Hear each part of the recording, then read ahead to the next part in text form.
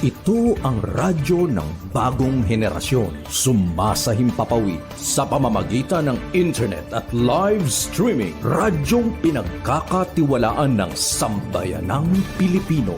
Mula noon hanggang ngayon, maghahatid ng pinakasariwang mga balita sa loob at labas ng bansa. Tatalakayin ng mga isyu ng bayan. Magbibigay ng public service at makikipagkwentuhan sa mga sikat. Mula sa puso ng Metro Manila, sumasahimpapawid live ang DZGG, ang radyo ng bagong henerasyon. DZGG is a proud member of the Philippine Online Broadcasters Association. Mga masugid naming tagapakinig at taga-subaybay, matutunghayan at mapapakinggan natin ang programang pinamagatang Mga Lihim na Kalatas tuwing linggo ng gabi. Layunin ng Lihim na Kalatas ay makapagbahagi ng mga kwento ng buhay ng bawat tao at makapagbigay ng inspirasyon. Maaari kayong magbigay ng mga reaksyon, kuro-kuro o suwestyon. Tulungan natin ang mga nagbahagi ng kanilang mahalagang kwento o istorya na magkaroon ng katahimikan at masagot kahit papaano ang mga katanungan sa kanilang isipay gumugulo. Maaari tayong makatulong sa pamamagitan ng inyong boses at komento. At ito ay pangungunahan ng ating tagapagsalaysay na si Miss Tani Capiral. Atin siyang makakasama tuwing araw ng linggo sa ganap na 8:00 ng gabi. Subaybayan at pakinggan natin ang mga kwento ng buhay at sa inyo ng DZGG. Inyo ito, dito, kayo ang bida. Isang programang katulungan sa talaman tungkol sa mga gawan, pagpapakaso at mamamahal sa barangay. Ang programang barangay ay pinarahan ng mga proyekto at pagpapatukan ng mga bagong programa sa barangay. Makikilala din dito mga opisyal na naglingkod at naghahangad magserbisyo sa barangay. Kaya, halina kayo, mga kabarangay, manood at kilatisin natin ang ating mga opisyal ng barangay. Samahan sina Rolly Bonyon at Boyet Guillermo sa kanilang 1 oras na programa mula ika-11 ng umaga hanggang ika-12 ng tanghali, tuwing Lunes hanggang Biyernes. Barangay in Action! Narito na ang mga pinagpipitagang host ng programa. Balitang Pilipinas Worldwide! Programang siksik na balita, komentaryo at serbisyo publiko. Ang mga balita ay tatalakay ni Boyet Guillermo, magbibigay ng puro-puro at paglilinaw sa likod ng mga balita na nagmumula sa sikat na tao. Sa bahagi ng Balitang Pilipinas Worldwide, hindi mawawala ang serbisyo publiko para sa mga kababayan na nangangailangan ng tulong. Balitang Pilipinas Worldwide. At ito, ating kapag-aking balita, si Boyet Guillermo.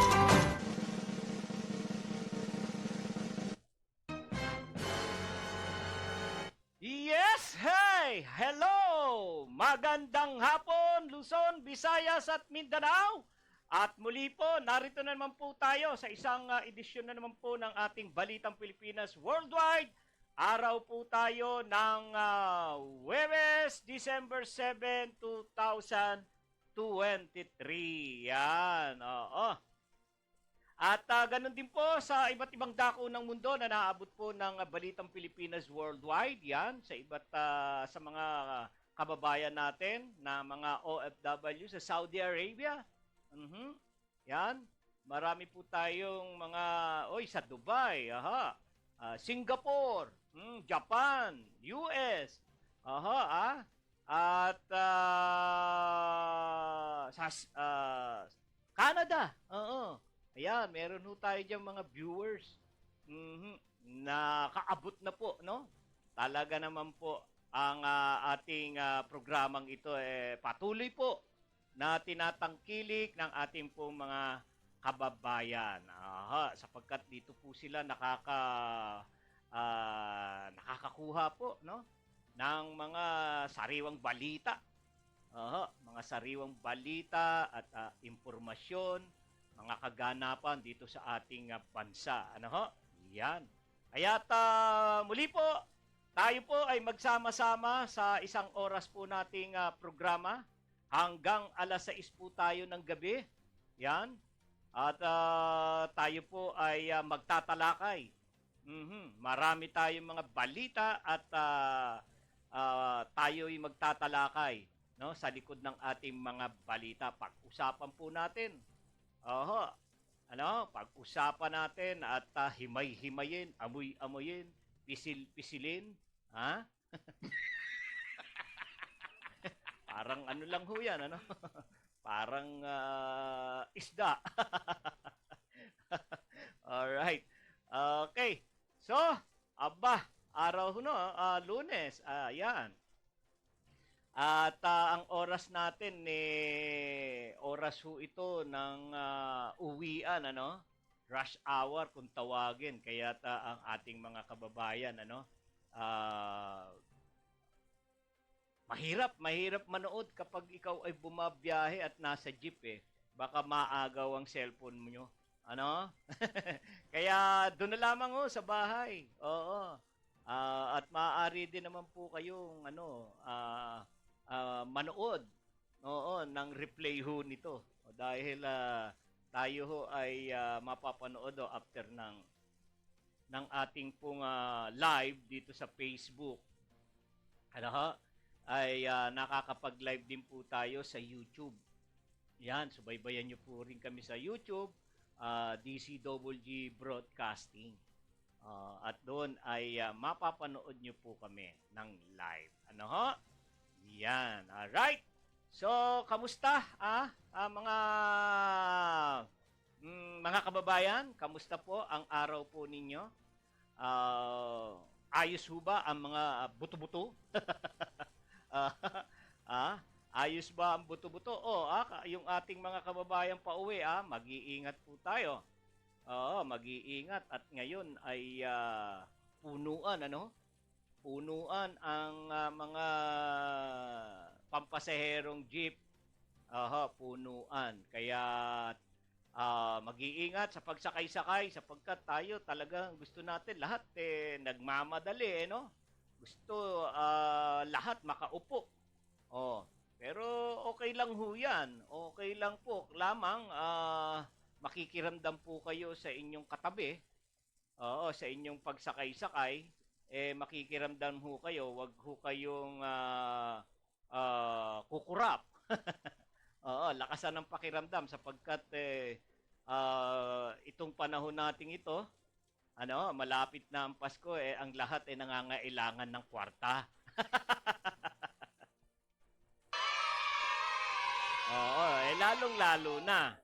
Lalong-lalo na ang pamilya Mando. Pamilya Mando. Ano ho? Yan. Magano yan. Talaga namang hong nakikipagsabayan yan sa mga karamihan ng tao para kayo ay dukutan.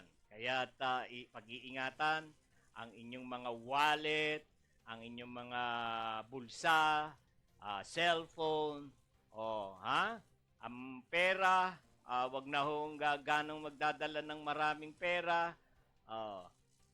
Pwede na hong ngayon electronic transfer, mga transfer money, ganyan. Pwede na ngayon yan hindi ka na magdadala ng cash para hindi ka madukutan at matiktikan na marami kang paldo yung pitaka mo. Mamutok-mutok na yung pitaka mo sa kapal nung isinaksak mo dyan, pera. Kaya wag na. Wag nang maglagay ng pera. Yung mga ID na lang. ID na lang. At kung yan, sa harapan na ng bulsa.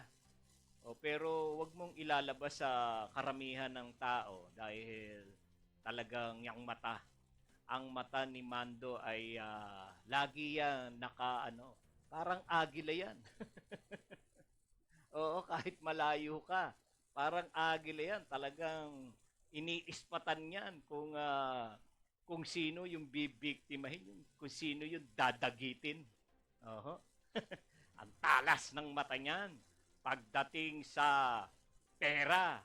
Oo, kaya pag-ingatan ang pinaghirapan sa loob ng kinsenas, sa loob ng isang buwan na kinita ninyo mula sa inyong pagpapawis sa trabaho. Oy, si Jan sa Rigumba. Hi Jan! Salamat, muli ka na pasilip. Oo, sa programa. Yan, si Jan Sarigumba. Ang aking kaibigan. Pero mas bata pa sa akin to. Oy, pero nung kabataan niyan siguro si Jan, masasabi ho natin 12 anyos, Jan. Kalaro ko na siya sa Kalaro ko siya sa touching. Oo. Kasi maraming yung ang tinatouching namin mga tawag doon, mga laruan na plastic na tawag doon, tau-tauhan kung tawagin. Touching kami yan. Yung bata na yan. Yung mga edad ko noon, siguro, nasa na tayo noon. Oo, 12 siya, nasa 30 tayo noon. Ang layo ng agwat, Ang layo ng agwat. Sinasamantala ko na, para manalo. Mahina yung anak ko Kaya ako lumalaban. Di ba dyan? Naalala mo yan? Nung tayo ay nandiyan pa sa Malibay, Biskara, Malibay, Pasay City. Ay, si Utol. Hi, Utol. Nanonood si Utol mula sa Canlalay, Laguna. Si Utol Danyo Guillermo. Yan, stay tuned, hanggang alas 6 tayo. Hanggang alas 6 po tayo para samahan niyo ako hanggang alas 6. Aha. Walang aalis, ang umalis, pangit.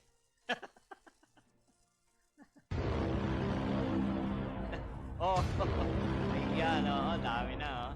Pero walang nagko-comment kaya dami na nanonood walang nagko-comment. Paramdam kayo dyan para mabanggit natin ang pangalan ninyo. Alright? At bilis ng ang panahon, Bilis ng araw, biruin nyo, Huwebes na agad. Huwebes na agad. At ilang araw na lang, ilang tulog na lang tayo. Nakto, talaga, Pasko na. Pasko. Kaya itong Paskong ito, marami pong mga mapagsamantala, Kaya, talaga naman mag-ingat talaga tayo. Maraming mapagsamantala at sa ating paligid, maraming pulis din naman po ang ipapakalat. Kaya wag ko kayong mag-aatubili na mag-report sa ating kapulisan. Kung di tayo nagkakamali, ang buong ang NCR, ilang libo ho yung pinakalat na na yan, na pulis na ho yan, para magbantay sa atin, sa mga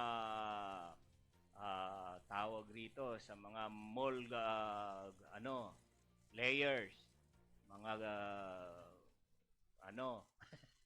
mga mamimili. Ayan. Kaya kung meron kayong problema, andyan, may mga police desk tayo. I-report ho ninyo ang meron kayong namamataan na hindi kanais-nais na mga tao na, di ba, kahina-hinalang mga kilos. Yan. Lalo na pag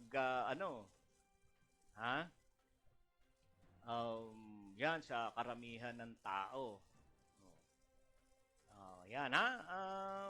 Mag-report po kayo sa ating pulis at marami hong ipapakalat na pulis sa mga lugar na puntahan ng ating mga kababayan.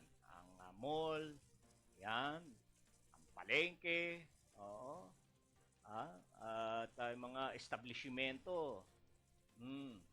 Lalo na sa mga wala dyan, sa parte ng Baclaran, Divisoria. Sa lahat. Sa buong Pilipinas nakakalat ang ating kapulisan para bantayan po tayo at panatilihin po ang katahimikan. Na? Yan. Alright. So, tayo po ay dako na po tayo sa ating pagtalakay sa ating maganda pong ito maganda hong panukala ito ng National Food Authority. Ang tungkol po doon sa bigas. Yung tungkol po sa bigas. Pinapanukala na ang bigas ng NFA na bibilin para sa mga beneficiaries ng 4-piece. At mainam na rin siguro kung yung ibinibigay. Hindi tayo nga kakamali, ganun nga yung ayuda or ibinibigay na tulong sa mga benepisyaryo ng 4-piece ay hindi na cash ang ibigay. Bigas na nga lang. Sa tingin po natin, maganda ho yan. Dahil kung bigas yan, nakakasiguro na ang benepisyaryo, ang isang pamilya, na meron na siyang bigas. Di ba? Ang madali nang masolusyonan ang pang-ulam. Kaya maganda po yan. Nakakasiguro na yung ating mga kababayang mahihirap, yung mga benepisyaryo ng 4-piece, na meron na agad silang bigas. Ay siguro naman di ba? Kung may bigas ka na, syempre, gagawan mo naman din ng paraan na mayroong ulam. May pambili kang ulam. May bigas na baka naman pati ulam iasa pa sa pamahalaan. Wag naman. Wag naman, So, kung din tayo nagkakamali, kamakailan dun sa ating mga itinayong kadiwa. Yan, ang DSWD, yung mga nagbibigay din ng subsidy para sa food. Diba? Meron tayong food program mula sa DSWD.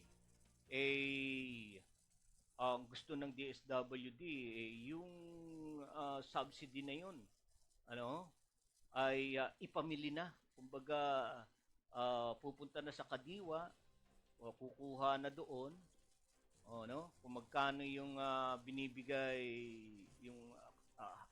yung halaga, tatapatan lang ho yun ng benepisyaryo, ipamimili niya doon sa kadiwa. Andyan na ang mga murang bilihin. Andyan ang itlog, ang manok, gulay, karne. Andyan na lahat, gata, sabon. Sana, di ba? So, ang ganda-ganda, ang ganda ho ng mga plano ngayon at inilulunsad na programa ng ating pamahalaan. Sana ho ay suportahan ho natin yan. Tayo po'y magtulungan at paalala naman ho sa ating mga kababayan, wag naman hong samantalahin. Wag naman hong pagsamantalahan yung ating mga o kaya yung mga benepisyaryo. Kasi kung minsan pag cash talaga ang naibibigay, minsan ano pa yan eh. Na itatawag ba doon na ibabaka sakali pa eh. Baka sakali, 'di ba? Oh, imbis na maibibili mo na ng maibibili na ng pangangailangan, bigas, ulam o pang-ulam, gatas o ano pa man, kung minsan ang pera na yan ay nagagamit sa hindi tama. Mhm. Na ilalaan sa hindi tama at kung natatandaan nyo, kung minsan pa nga, ba? Si tatay, si nanay, yung subsidy na binibigay ng pamahalaan na cash, ayun nga, na sinasabi nga natin hindi nga agad na ibibili ng pangangailangan, kundi na, ayun, kung minsan si nanay, bibili lipstick, ibibili ng lipstick, ibibili muna ng bestida, para medyo sariwang-sariwa siya, para pagdating ni tatay, Talab, bango-bango, Just do it! di ba? At yun na ang pera, perang natanggap mula sa subsidy ng ating pamahalaan, yun, kung minsan din hihingi pa si tatay, tingin muna ako diyan. Pambili ko laang ng bilog. Di ba? Nagagamit sa ibang bagay na hindi pampamilya. Oo, hindi pampamilya. Kaya ho nilulunsad ho yan. Kaya naglunsad ang ating pamahalaan ng mga ganyang tulong, ng ganyang mga subsidiya, para sa ating pong mga anak. Para ho sa ating mga anak na hindi ho sumala sa pagkain. Sinisikap po ng ating pamahalaan, ng ating pong mga kabataan, ng ating mga paslit na bata, maging tama ang timbang. Marami rin ho tayong mga bata na kulang sa pagkain, kaya yan, pag yung mga programa ng ating pamahalaan, di ba nababawasan yung problema natin sa nutrisyon, sa mga malnourished na bata. Nasusolusyonan na yan at ang kahirapan nasusolusyonan, di ba? Kaya ho tayo ay yan ang ginagawa ng ating pamahalaan. At kayo naman po mga nanay, tatay, wag ho natin yung tulong na galing sa ating pamahalaan wag ho natin gastusin sa hindi mabuti, hindi kailangan, baka mamaya umaasa ka pa rin sa may pataya-taya ka pa kung ano-ano yung tinatayan mo diyan. Di ba? Imbis na ibibili mo na ng pagkain ng iyong mga anak, nababawasan pa. Dahil taya ka ng taya kung saan ka tumataya. Naisusugal pa, kumbaga. Naisusugal ang perang tulong mula sa ating pamahalaan. Kaya ang ganda ngayon ng mga iniisip at pinaplano ng ating DSWD, ng Department of Agriculture, para masaya lahat. Lalo na yung mga kababayan natin nasa low profile o sa yung mga mga kababayang mahirap. Alright. So, at ano pa ba yung ating ano dyan? Oy, si Utol Dante, ayan na. Nanonood na rin si Utol, oh. Ayan, si Utol Dante Guillermo, ang pangulo ng referee sa buong Cavite. Mhm. At kung nais ho ninyong kumuha sa inyong mga barangay, sa inyong mga paliga, may paligang barangay, kailangan ang referee, contact lang po kayo sa akin. Irirekomenda ko kayo para may diskwento. Hindi ako mga hindi ako mangungumisyon. Oo, walang komisyonan. Basta mag-book lang ho kayo. Yan.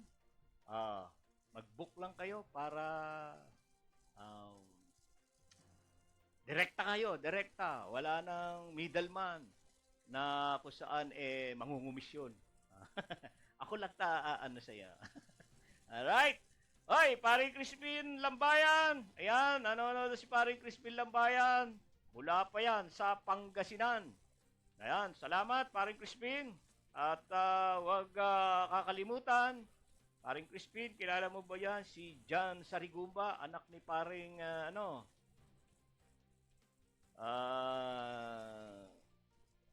ba? Hindi ko na wala na. Pare, medyo pasensya na at tayo talaga namang no? mahirap nang alalahanin mga pangalan. Mahina na tayo sa pangalan. Basta kumpare ko 'yung tatay ni John. Oo. Sino ba 'yan? Father ni ni John? Ay, nako. Sige na. Wala. Okay. So, tingin tayo sa ating mga sa ating mga balita para meron pa naman tayong oras para dakdakan, bangka. Mga bangka ng Pinoy fisherman na hit and run ang Chinese vessel daw. 5 mangingisda na sagip sa Philippine Coast Guard. Merong bago? May bagong ito na naman tayo, yung Chinese vessel na yan, buti ho sa ngayon yung 135 na ginawa ho nilang Great Wall of China. Yung mga barko ho nila, mga barko ho nila, biruin nyo, kinamada. Ginawang bakod yung nilagyan ng bakod yung dagat. Pero hindi natin na malamang dahilan kung bakit nabawasan. Naging mahigit 30 na lang ho yata yun. Mula sa 130 something din. Ngayon nasa 30 na rin ho mahigit yung mga barkong kinamada doon. Nabawasan.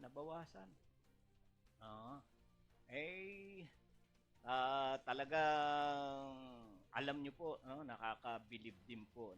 Nakakabilib din po talaga ang ating mga otoridad. Sapagkat talaga namang pinapakita ho nila ang ating pong karapatan.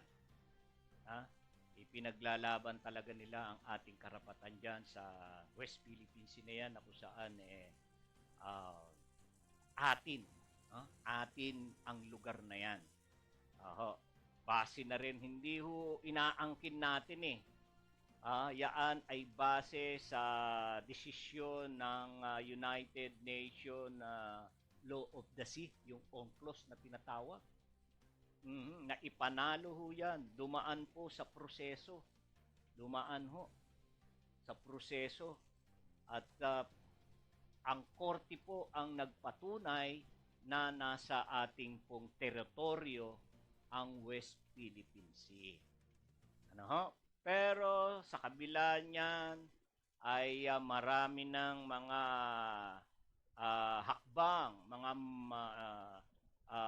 mararahas na hakbang, marahas ba tawag natin doon, o mga hindi kanais-nais na hakbang ng China dyan sa area na yan. ano ho, andun na kanila pong tinayuan ng mga estruktura at matapos nun babarahan pa nila, lalagyan nila ng bakod. Ano ho? Babalandrahan nila ng ng mga barko at binobomba ng tubig ang ating yung barko ng ating Philippine Coast Guard. Pero tingnan nyo, di ba? Sa kabila ng lahat ng yan, hindi natinag. Ah, talaga namang maiisip mo talaga na may minana talaga tayo sa ating mga ninunong mga bayani ng ating bansa ano? Ano? May minana talaga no? Minana talaga natin yung tibay ng kalooban, tapang at talino. Yan ang namana natin sa ating mga ninuno, sa ating mga bayani ng ating bayan na nagtanggol din. Nagtanggol sa ating lupang sinilangan. Na kung saan lumaban sila para hindi lubusan tayong mapasa ilalim sa pamamahala ng mga nanakop na iba't ibang dayuhan dito sa ating bansa. Ano ba yan? Sinimulan tayo ng Kastila. Yan. Di ba? Nagsimula sa Kastila. Sinundan ng Hapon. Sinundan ng mga Hapon.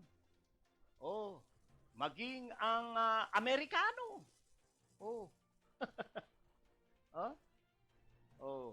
Di ba? Amerikano ba? Kastila at Hapon. Yun. Di ba? Yan. So, sa kabila nun, naghirap tayo at sumailalim tayo sa kanilang pamamahala. At maraming mga Pilipino, sa kabila ng maraming mga kababayan natin na nagbuwis ng buhay sa pagtatanggol sa ating soberanya, sa ating teritoryo, ating bayan. Pero tingnan nyo, di ba, nakamit natin ang ating kalayaan nang dahil sa tibay, lakas ng loob, talino ng ating pong mga bayani. At ngayon, nararamdaman natin yan. Nakikita natin. Nakikita natin ang mga katangian ng ating mga bayani sa ating mga opisyal ng Philippine Coast Guard, Philippine Army, Philippine Air Force, Philippine Armed Forces of the Philippines. Armed Forces of the Philippines, silang lahat na ho yun. Ayan, So, dyan. Nako, pumasok sa isip ko tuloy yung Mama Sapano. Nako, kasi nung isang araw napanood ko yung Mama Sapano.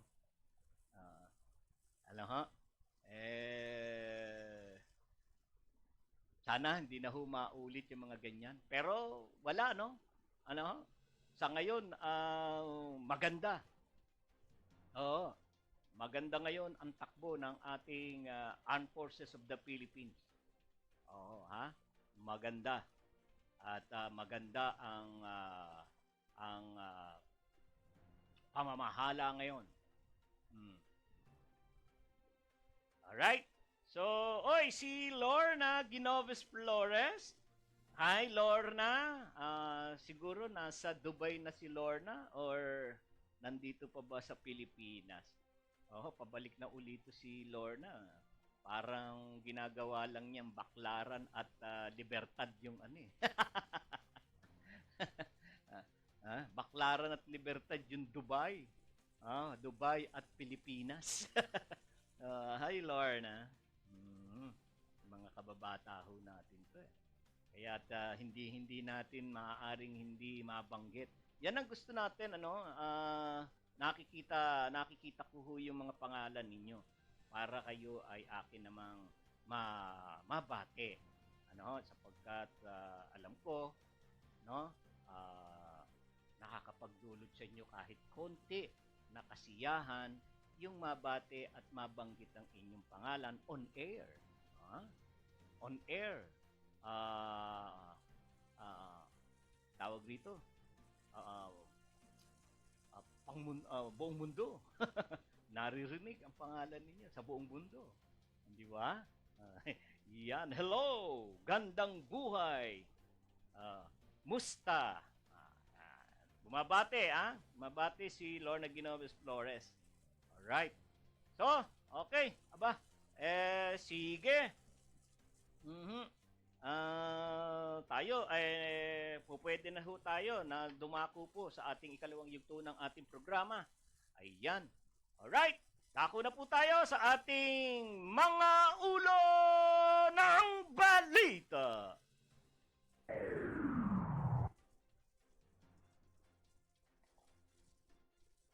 Gobyerno hinimok ng isang senador na higit pa sa diplomatic protest ang gawin laban sa China!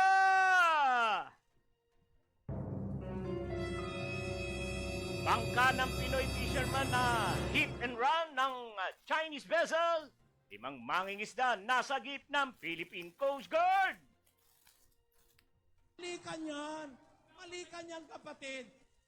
Pagtatayo ng fleet base sa Subic, pinaplano ng Philippine Coast Guard.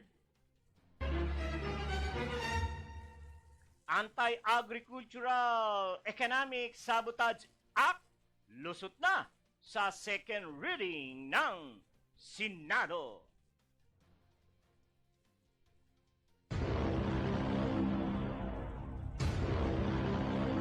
Presyo ng bigas at itlog nananatiling mataas. Senior citizen na 80, 85, 90 at 95 taong gulang makakatanggap na ng cash gift. Sino ang masaya? Department of Transportation nagmatigas. December 31 na deadline ng Jeepney Consolidation Program. Nanatili. DZGG! LTFRB, sinuspinde ang operasyon ng bus company na sangkot sa aksidente sa Antique. Department of Health, pinawi ang pangamba ng publiko hinggil sa sinasabing walking pneumonia. Korte Suprema, kumpiyansang magkakaroon ng reforma sa mga kulungan sa bansa matapos ang National Decongestion Summit. Kamara handang tumulong para maresolba ang siksikan sa mga jail facilities. Operasyon ng publiko hiniling ng PNP para sa ikariresolba ng MSU bombing incident.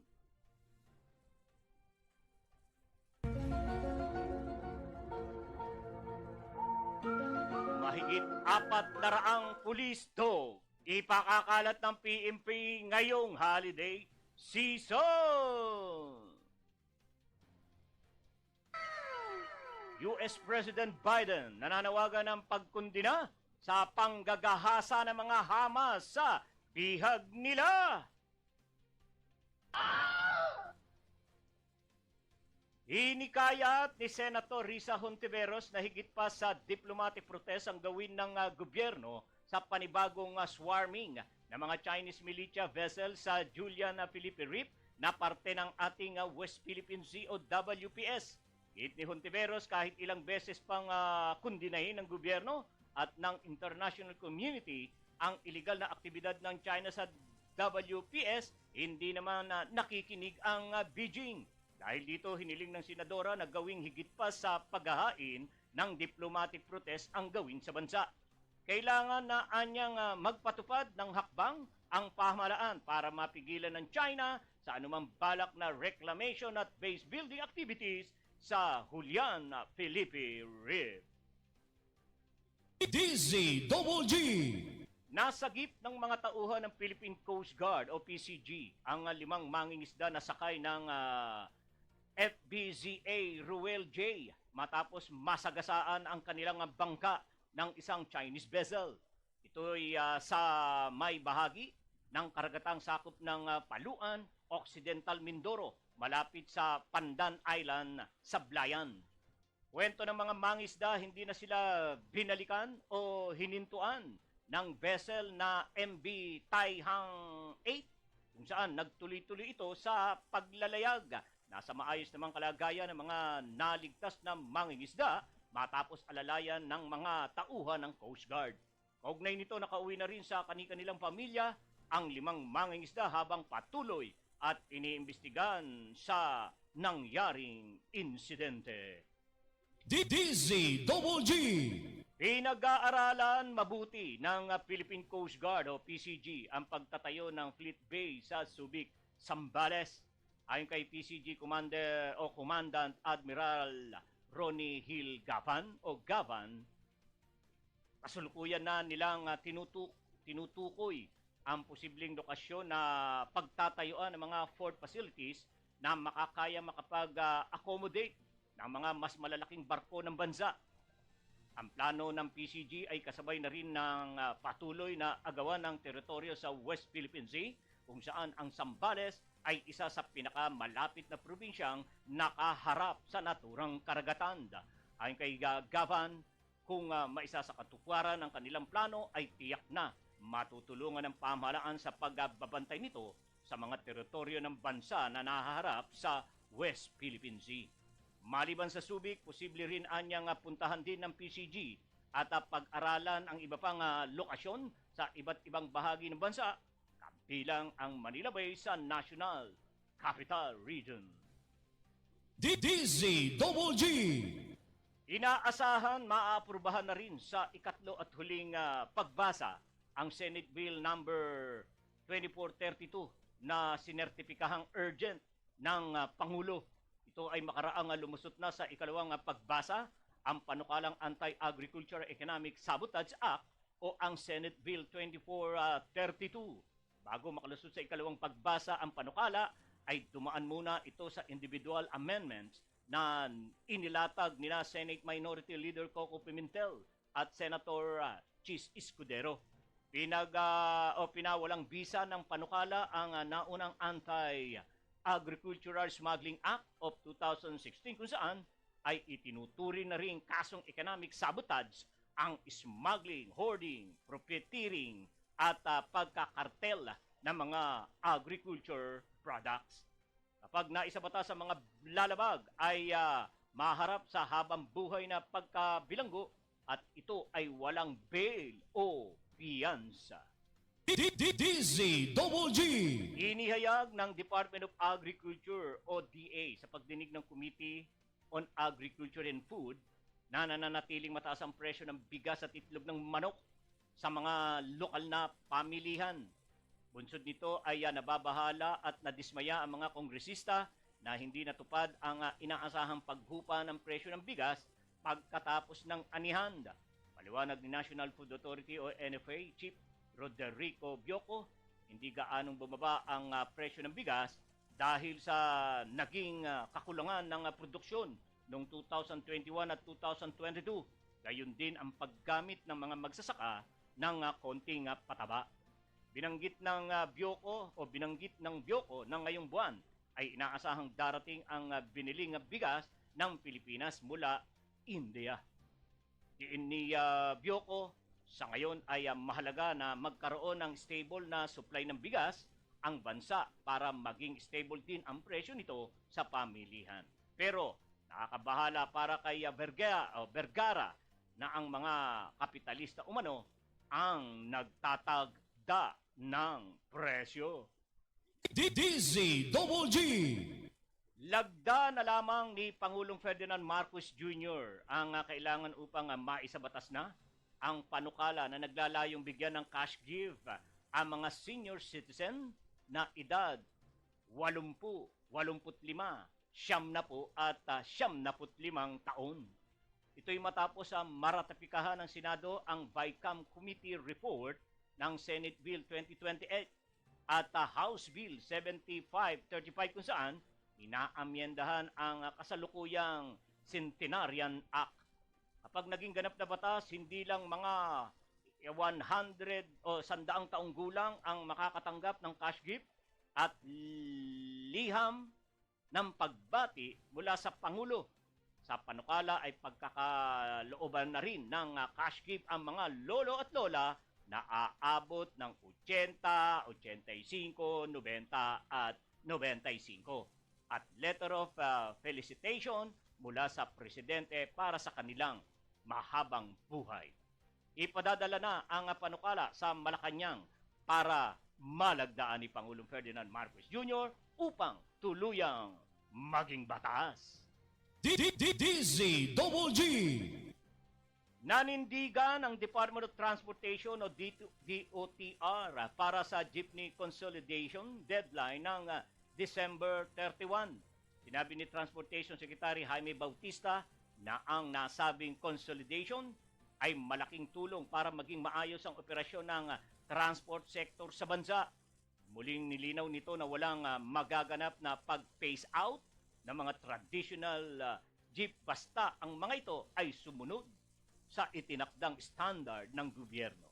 Magugunitang inireklamo ng ilang transport group ang modernization program ng gobyerno dahil sa masyado manong mataas ang presyo nito kumpara sa mga traditional na pampasaherong jeepney.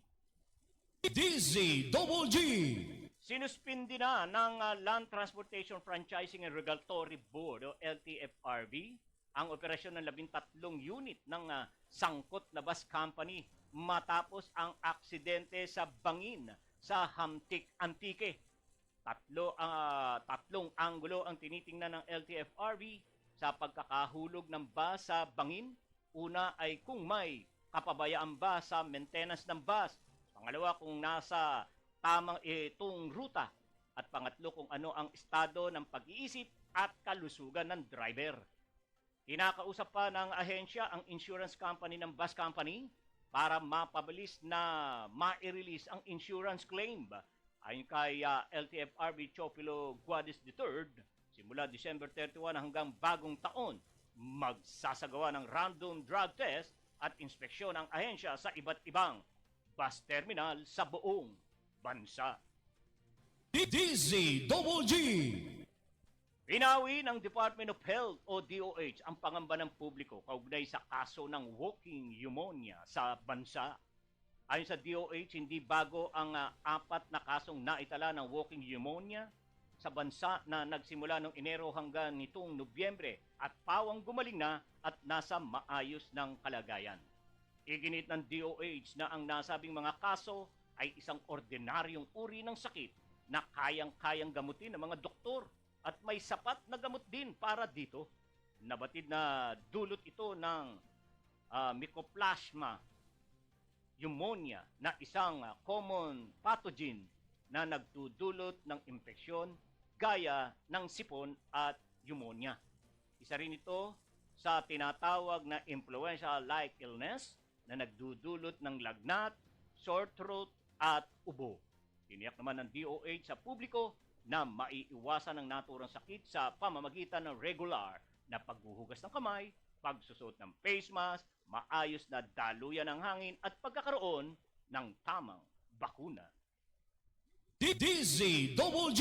Kumpiyansa sa Supreme Court Chief Justice Alexander Gesmundo na magkakaroon ng maraming reforma sa mga piitan at correctional system ng bansa matapos ang 2 araw na National Decongestion Summit. Ayon kay Chief Justice Gesmundo, sinusubukan na ng Korte Suprema ang paggamit ng teknolohiya upang mapabilis ang pagproseso sa mga kaso sa Korte ng Person Deprived of Liberty o PDLs. Inalimbawa dito ng punong maestrado ang desisyon na magpapawalang sala sa isang akusado na nakapiit sa New Bilibid Prison o NBP. Dito ipadadala na lamang anya ng Korte Suprema ang desisyon sa pamamagitan ng email upang maproseso ang dokumento at agad na mapalaya ang akusado. Sa kasalukuyan ay nagpapatuloy ang plenary session ng National Jail Decongestion Summit sa Maynila na nakatakda ring magtapos ngayong araw, December 7. DZGG. Tiniyak ni Speaker Martin Romualdez na tutulong ang Kamara para maresolba ang pagsisikip ng mga jail facility sa bansa. Sa kanyang talumpati sa National Jail Decongestion Summit, hindi lamang logistical at infrastructure ang usapin at ito ay usapin ng human rights. Sa talaan ng Department of Justice na 70% ng mga detention facility ng Bureau of Jail Management and Penology ay decongested na ng halos 400%. Paniguro ng mambabatas na kanilang diringgin ang anumang panukala kung papaano masolusyonan ang siksikan ng mga kulungan sa bansa.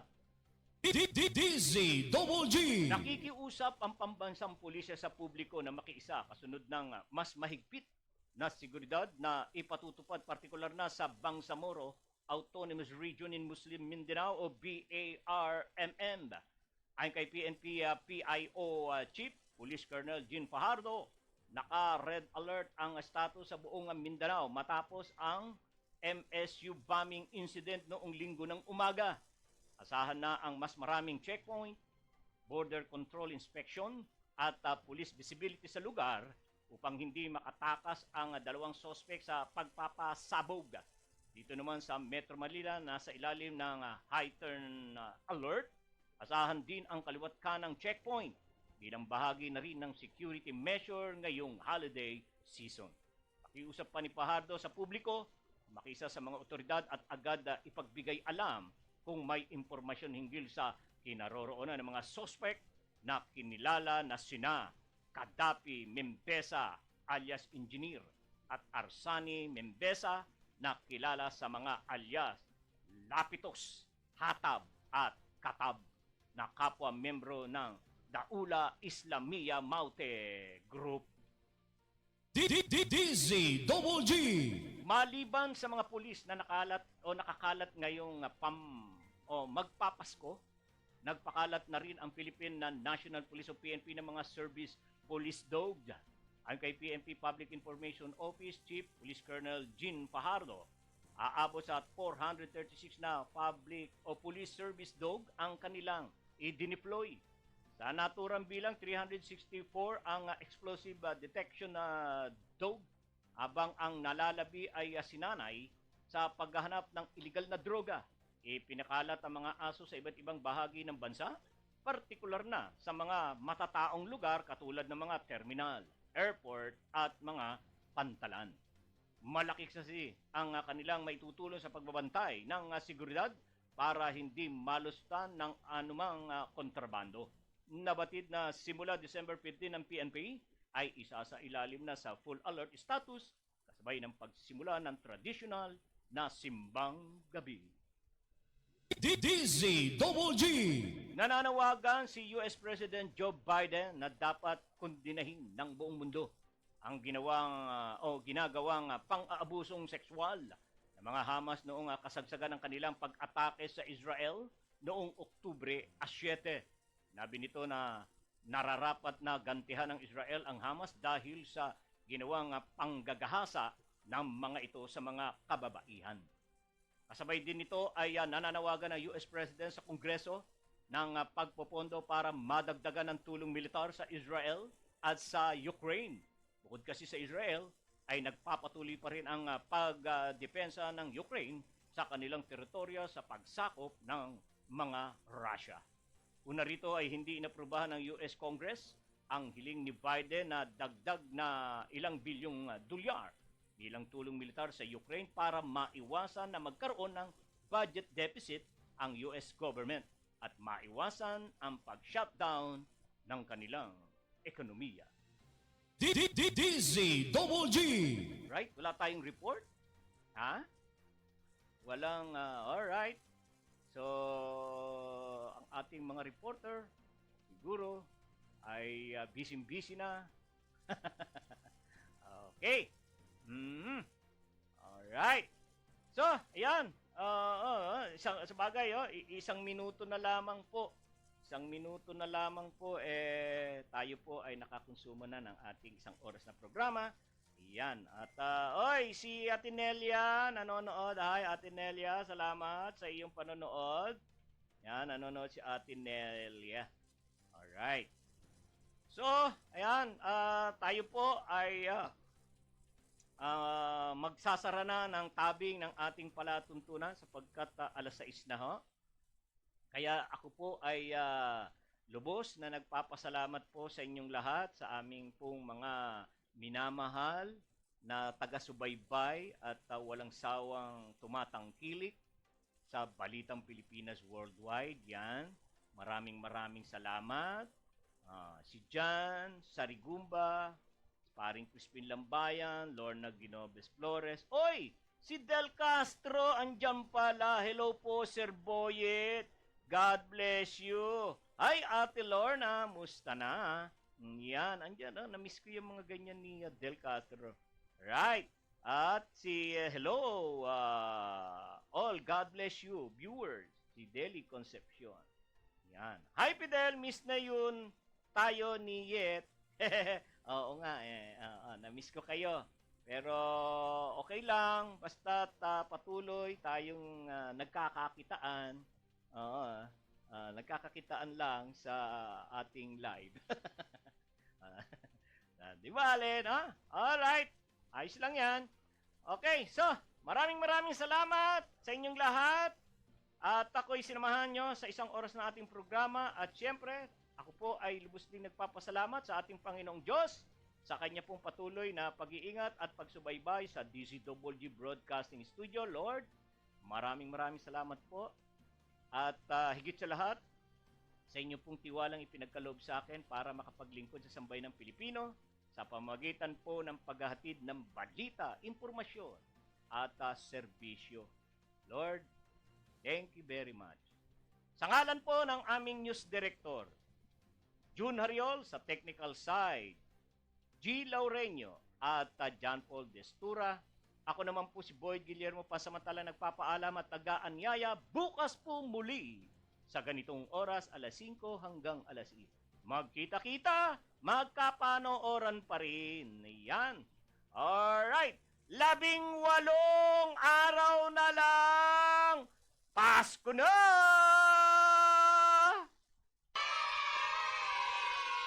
Yan. Alright. Maraming salamat po sa inyong lahat. Magandang gabi. Diyos mabalo sa inyong gabos. Ang DZWG, inyo ito. Dito, kayo ang bida. Ito ang radyo ng bagong henerasyon. Sumasahimpapawid sa pamamagitan ng internet at live streaming. Radyong pinagkakatiwalaan ng sambayanang Pilipino. Mula noon hanggang ngayon, maghahatid ng pinakasariwang mga balita sa loob at labas ng bansa. Tatalakayin ng mga isyu ng bayan. Magbibigay ng public service at makikipagkwentuhan sa mga sikat.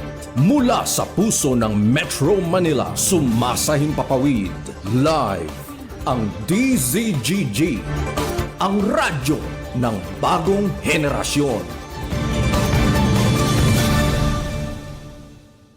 DZWG is a proud member of the Philippine Online Broadcasters Association.